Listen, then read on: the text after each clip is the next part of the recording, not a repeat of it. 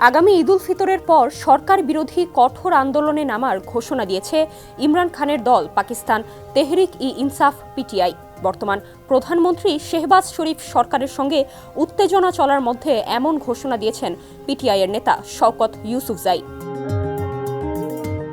তিনি আরও জানান, বর্তমান ক্ষমতাসীন জোটে সরকারের দুই দল পিপিপি ও পিএমএল-এন এর মধ্যে বেশ মতানৈক্য দেখা দিয়েছে। তাদের ধারণা, এমন দ্বন্দ্ব চলতে থাকলে ঈদের আগেই শেহবাজ সরকারের পতন ঘটতে পারে। সোমবার আরব নিউজের প্রতিবেদনে উঠে আসে তথ্য। বর্তমান রাজনৈতিক পরিস্থিতি নিয়ে কথা বলতে গিয়ে ইউসুফজাই বলেন, দুই ক্ষমতাসীন জোটের অংশীদারদের মধ্যে ক্রমবর্ধমান দ্বন্দ্ব ইঙ্গিত দেয় যে সরকারের পতন আসন্ন, সম্ভবত ঈদের আগেই। তিনি আরও বলেন, পিপিপি এবং পিএমএল-এন দুর্বল শাসনের জন্য একে অপরকে দোষারোপ করছে।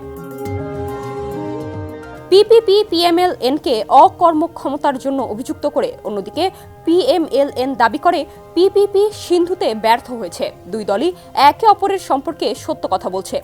ক্রমবর্ধমান মুদ্রাস্ফীতি এবং নিরাপত্তা অবনতির জন্য সরকারের সমালোচনা করেছেন এই পিটিআই নেতা। তার অভিযোগ, উভয় দলই জনকল্যাণের চেয়ে ব্যক্তিগত স্বার্থকে বেশি প্রাধান্য দেয়। পাকিস্তানের বিরোধী দলগুলোর একটি মহাজোট গঠন করা হয়েছে। পাশাপাশি ঈদের পরে সরকার বিরোধী আন্দোলন শুরু হবে বলে আত্মবিশ্বাসী ইউসুফজাই। ক্ষমতাসীন জোটের অভ্যন্তরীণ কোন্দল ঈদ শুরুর আগেই সরকারের পতন ঘটাতে পারে বলেও মনে করেন তিনি। অন্যদিকে পাকিস্তানের ওপর সেকেলে আদর্শ চাপিয়ে দেওয়া যাবে না বলে মন্তব্য করেছেন পাকিস্তানের সেনাপ্রধান জেনারেল সৈয়দ আসিম মুনির।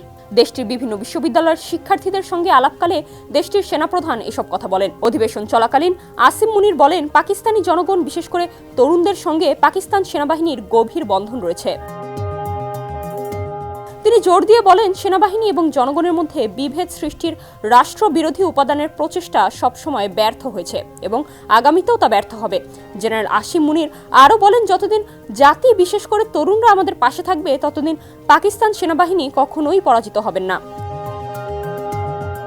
2022 সালের 10 এপ্রিল অনাস্থা ভোটে প্রধানমন্ত্রিত্ব হারান ইমরান খান। এরপর তার বিরুদ্ধে বিভিন্ন অভিযোগে মামলা হলে তিনি গ্রেপ্তার হন। এখনও কারাগারেই আছেন ইমরান। ডেস্ক রিপোর্ট, সমকাল।